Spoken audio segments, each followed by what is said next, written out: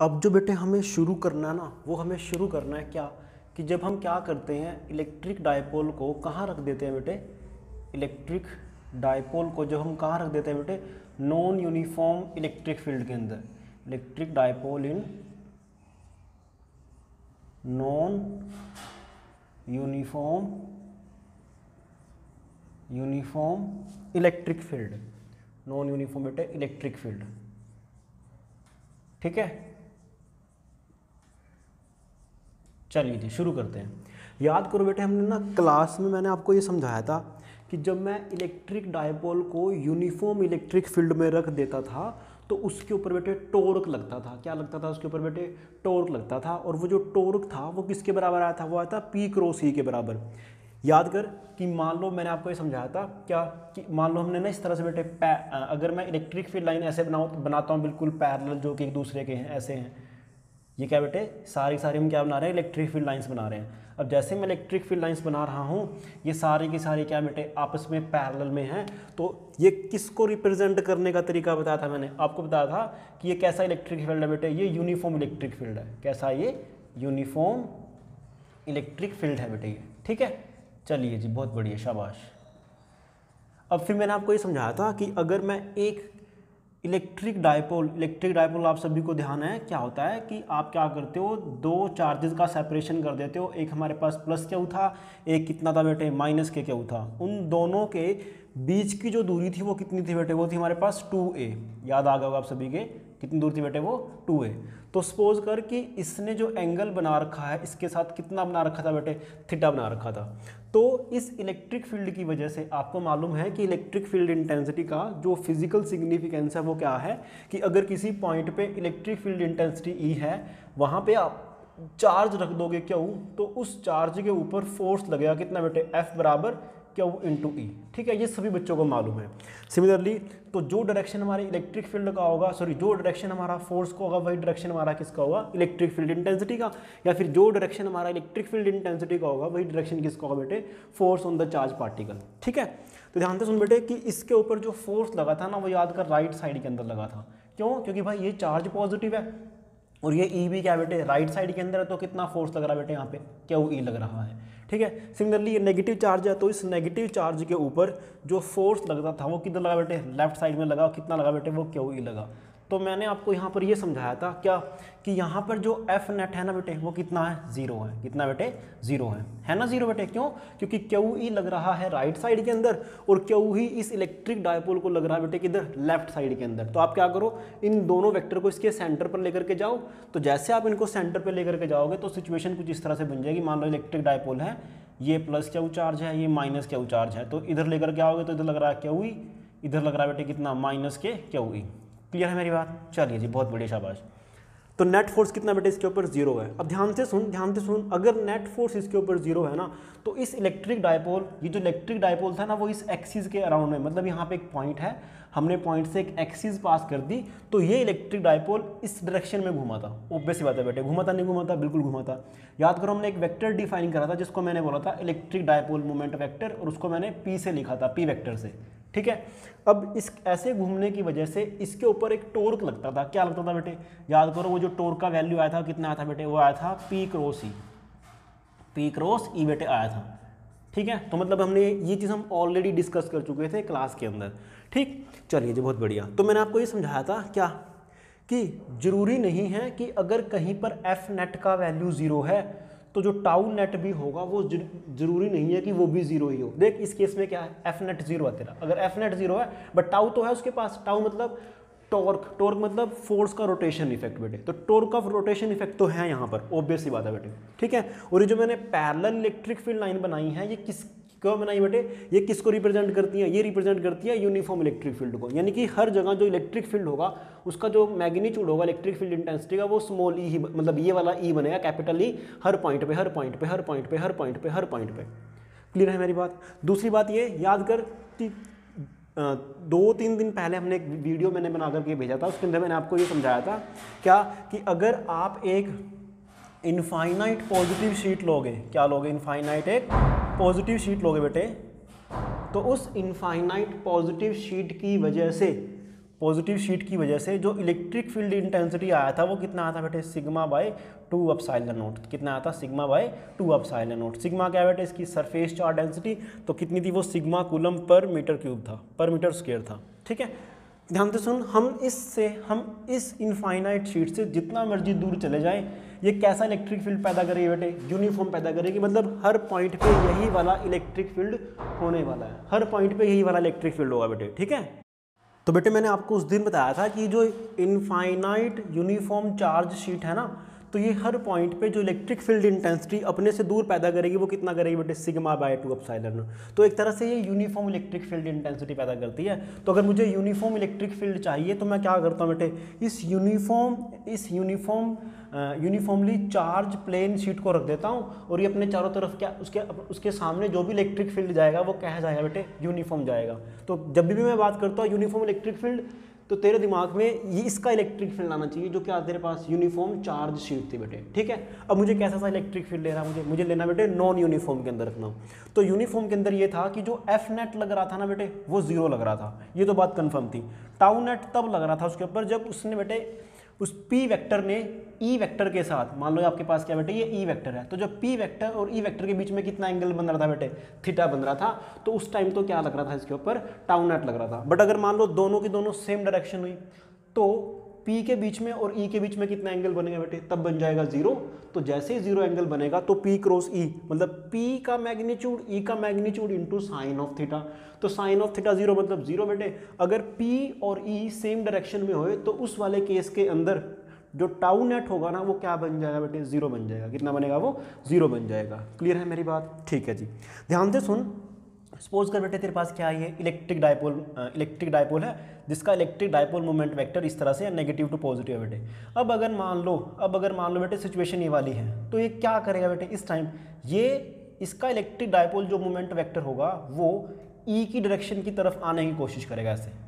Clear है मेरी बात? और इसका मतलब क्या, ये रोटेट कर गया तो रोटेट करने तो इसके ऊपर टॉर्क लग गया।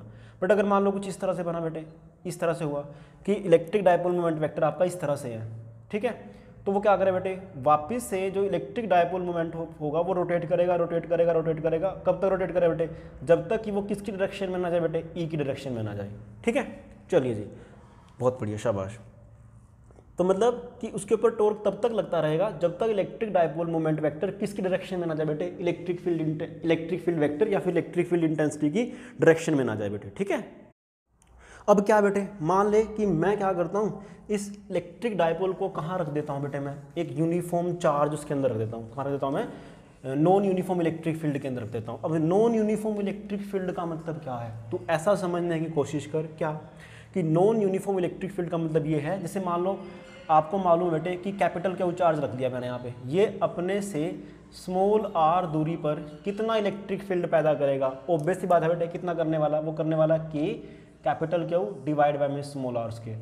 आप जैसे जैसे इस r का वैल्यू चेंज करोगे तो डेफिनेटली इस इलेक्ट्रिक फील्ड इंटेंसिटी जो वेक्टर होगा, मतलब इलेक्ट्रिक फील्ड का जो वेक्टर हो, इलेक्ट्रिक फील्ड इंटेंसिटी होगी, पॉइंट्स के ऊपर क्या करे बेटे, वो r के ऊपर डिपेंड कर रही है, तो जैसे जैसे आप r चेंज करोगे तो उसका इलेक्ट्रिक फील्ड इंटेंसिटी भी चेंज होता रहेगा।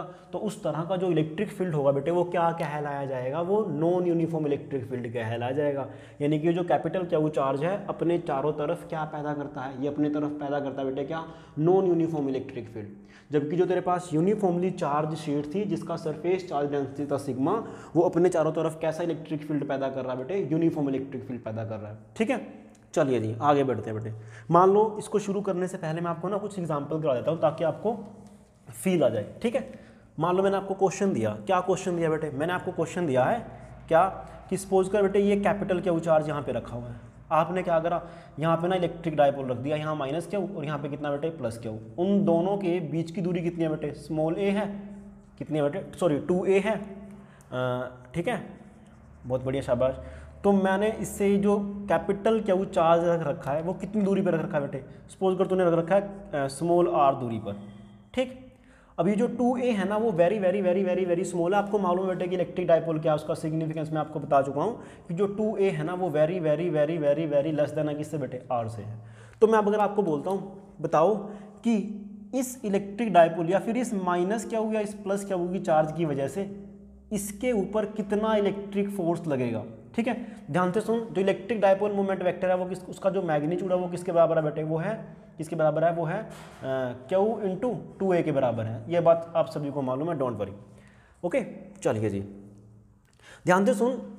अब ये तो पूरा ये तो पूरा सिस्टम बेटे जिसका electric dipole moment vector negative to positive, मतलब ये P वेक्टर है उसका, ऑब्वियसली बात है बेटे, ठीक। और मैग्नीट्यूड कितना उसका, Q इंटू 2 है। तो जितना ये दोनों ये इलेक्ट्रिक डायपोल इसके ऊपर फोर्स लगाएगा तो उतना ही फोर्स ये कैपिटल Q चार्ज इस इलेक्ट्रिक डायपोल के ऊपर लगाएगा। क्यों? क्योंकि बेटे जो कूलम लॉ था उसमें जो सेकंड पॉइंट यही तो था कि जितना फोर्स एक चार्ज दूसरे के ऊपर लगाएगा तो दूसरा सिस्टम भी पहले वाले सिस्टम के ऊपर उतना ही फोर्स लगाने वाला है, ठीक है। ध्यान से सुन, मैं क्या करता हूँ बेटे, इस नेगेटिव Q चार्ज मतलब इस इलेक्ट्रिक डायपोल की वजह से ना इसके ऊपर फोर्स निकालने की कोशिश करता हूँ, ठीक है। अभी बात तो कन्फर्म है कि जो कैपिटल Q चार्ज है ना वो non uniform electric field generate कर रहा है। क्या कर रहा है बेटे, non uniform electric field generate कर रहा है, ठीक है। अभी मैंने आपको समझा दिया है। तो मैंने इस इलेक्ट्रिक डायपोल को कहाँ रख रखा है, मैंने इस इलेक्ट्रिक डायपोल को रख रखा है बेटे कहाँ पे, नॉन यूनिफॉर्म इलेक्ट्रिक फील्ड के अंदर, ठीक।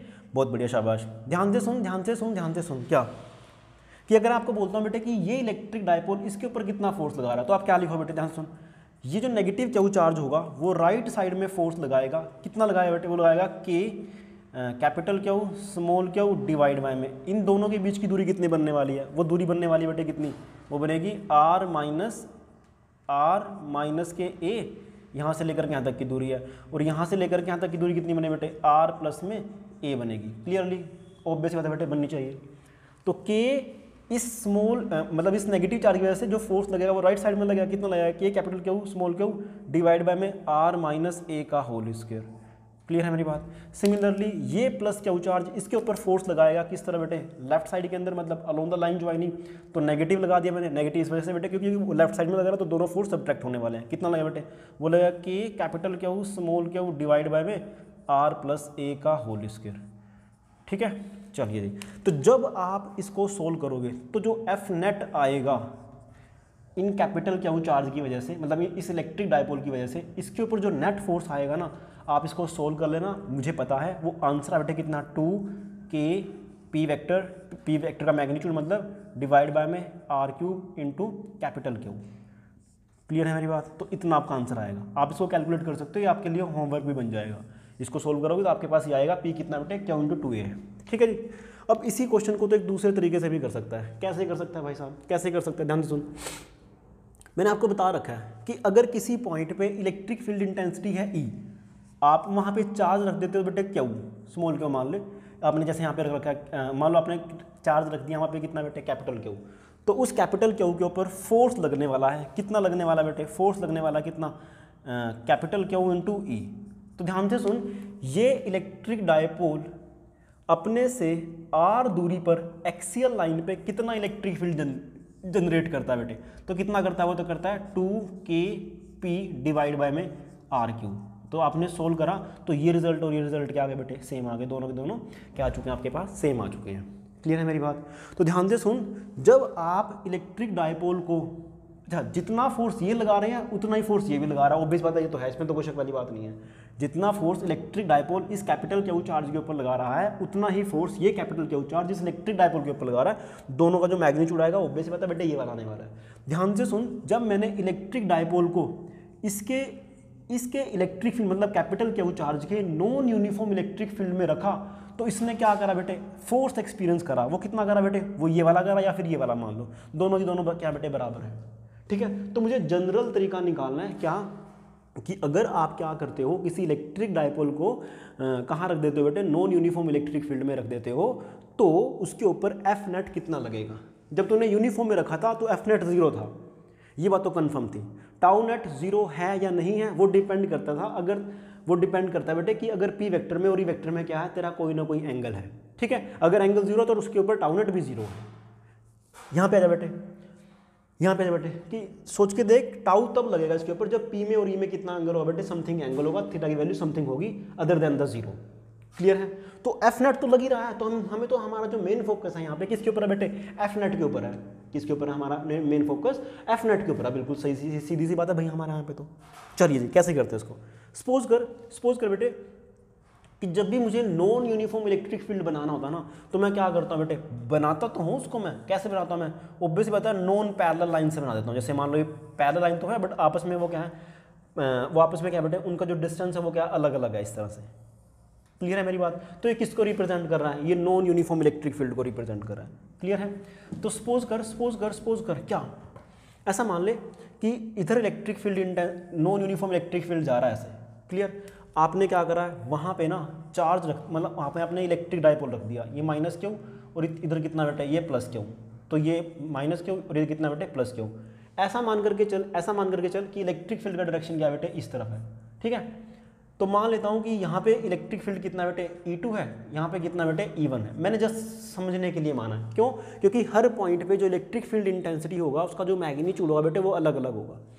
तो ये जो कैपिटल क्या, ये प्लस क्या चार्ज है, ये वहाँ पे इलेक्ट्रिक फील्ड कितना बेटे E है, तो ये नेट फोर्स कितना एक्सपीरियंस करेगा, ये नेट फोर्स एक्सपीरियंस करेगा कितना Q इंटू E2, कितना करेगा Q इंटू E2। सिमिलरली ये नेगेटिव Q चार्ज किधर फोर्स एक्सपीरियंस करेगा बेटे, वो करेगा लेफ्ट साइड के अंदर, कितना करेगा बेटे Q इंटू E1।